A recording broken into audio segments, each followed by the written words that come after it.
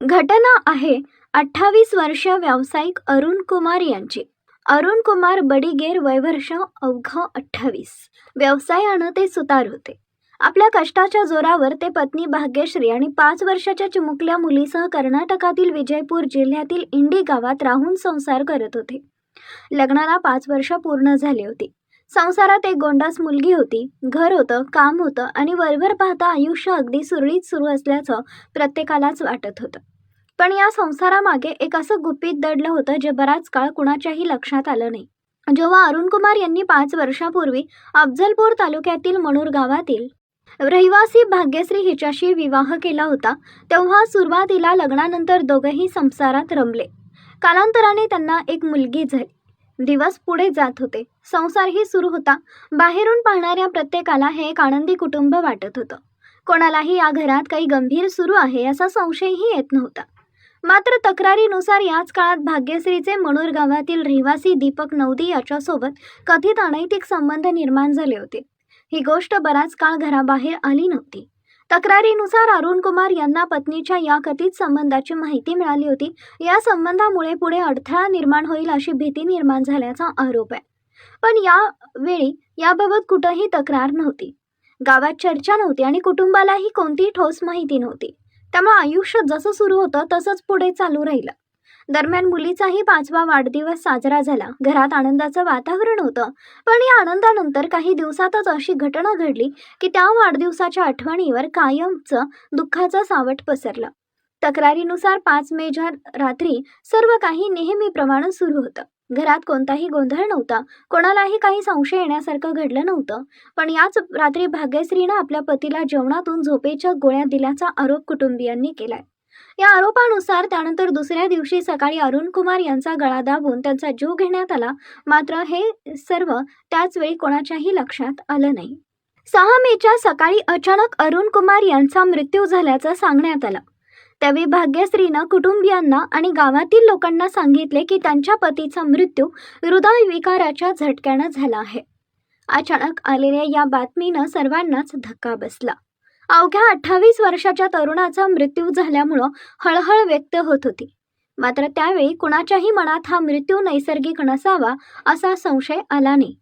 भाग्यश्रीच्या सांगण्यावर विश्वास ठेवून कुटुंबियांनी कोणतीही वैद्यकीय तपासणी केली नाही. मृत्यूचं कारण हृदयविकाराचा झटका असल्याचं मान्य करण्यात आलं. त्यानंतर परंपरेनुसार अरुण कुमार यांच्या पार्थिवावर अंत्यसंस्कार करण्यात आले. अशा प्रकारे हे प्रकरण तिथंच संपल्यासारखं वाटत होतं. कुटुंबीयही दुःखातून सावरण्याचा प्रयत्न करत होते आणि गावातील लोकांनाही हा अचानक झालेला मृत्यू वाटत होता. मात्र दिवस पुढे सरकत गेले. 1 ते 2 आठवडे नाही तर तब्बल 2.5 महिने उलटले. या काळात सर्व काही शांत असल्यासारखं दिसत होतं. पण अचानक काही माहिती समोर आली आणि त्यानंतर संपूर्ण प्रकरणालाच वेगळं वळण मिळालं. मृत्यूला 2.5 महिने उलटून गेल्यानंतर भाग्यश्रीच्या मोबाईल फोनमधील काही चॅट्स, व्हिडिओ कॉलचे स्क्रीनशॉट्स आणि इतर माहिती कुटुंबियांच्या निदर्शनास आल्याचं सांगितलं जात आहे. हे स्क्रीनशॉट आणि चॅट्स समोर आल्यानंतर कुटुंबियांना मोठा धक्का बसला. आतापर्यंत हृदयविकाराचा झटका म्हणून स्वीकारलेला मृत्यू आता संशयास्पद वाटू लागला. त्यांनी या सर्व माहितीचा आधार घेत अधिक चौकशी सुरू केली. हळूहळू त्यांना असं वाटू लागलं की या मृत्यूमागे वेगळंच काहीतरी दडलंय.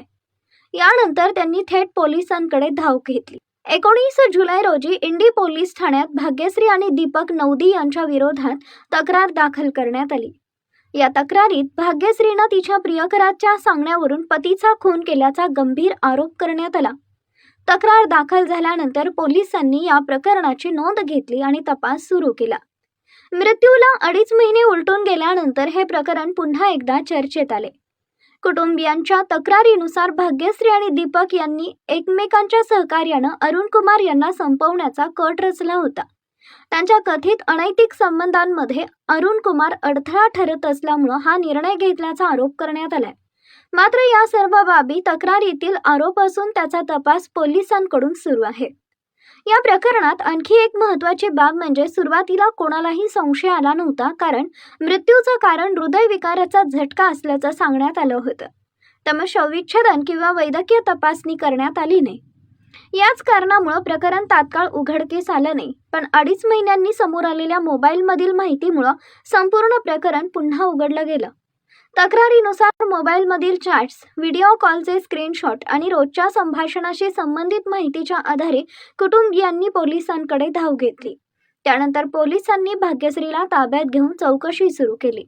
या प्रकरणात दीपक नवदी याच्या विरोधातही तक्रार दाखल करण्यात आली असून दोघांच्या भूमिकेची चौकशी केली जाते. अरुण कुमार यांची बहीण अश्विनी सुतार यांनीही या प्रकरणात गंभीर आरोप केलेत. त्यांच्या म्हणण्यानुसार 6 मे रोजी त्यांच्या भावाचा मृत्यू हृदयविकाराच्या झटक्यानं झाल्याचं सांगण्यात आलं होतं. कुटुंबियांनी त्यावर विश्वास ठेवला आणि अंत्यसंस्कार केले, पण नंतर समोर आलेल्या माहितीनुसार हा मृत्यू नैसर्गिक नसल्याचा संशय त्यांना आला. या प्रकरणाबाबत विजयपूरचे SP लक्ष्मण निंबर्गे यांनी सांगितलंय की या घटनेसंदर्भात महिलेची चौकशी करण्यात येते. सर्व बाजूंनी तपास सुरू असून पुरावे गोळा केले जात आहेत. तपासाच्या आधारे पुढील कारवाई केली जाईल आणि आरोपींना लवकरच अटक केली जाईल अशी माहिती त्यांनी दिली आहे. या संपूर्ण घटनेत सर्वात मोठा धक्का म्हणजे सुरुवातीला ज्या मृत्यूला नैसर्गिक मानलं गेलं त्याच मृत्यूबाबत तब्बल 2.5 महिन्यांनी वेगळे आरोप समोर आले. मोबाईलमधील माहितीमुळे एका बंद झालेल्या प्रकरणाची पुन्हा चौकशी सुरू झाली. त्यामुळे या घटनेची चर्चा केवळ गावापुरती मर्यादित राहिली नाही, तर संपूर्ण परिसरात झाली. आज या प्रकरणात पोलीस तपास सुरू आहे. तक्रारीतील प्रत्येक आरोपाची पडताळणी केली जाते.